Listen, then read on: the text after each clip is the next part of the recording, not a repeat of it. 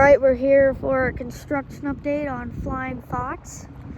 Currently, they have the stairs on, and I think they're doing something over there. You can see the excavator moving, and then they have all these supports right here, which that gets awfully close to the fence. And then over here, I think that might actually be an electrical building. Probably, I don't think it is the entrance right here. But, they have more of that put up.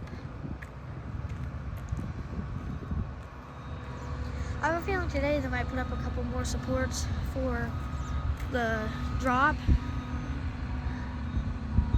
But they have these here. And then over there, I think they poured a couple more footers.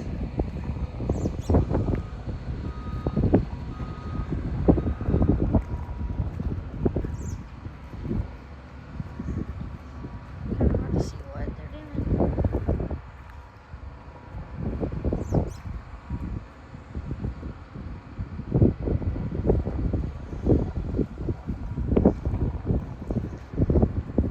But anyways, with that, we're all clearing out of here. Make sure to like and subscribe and enjoy the ride.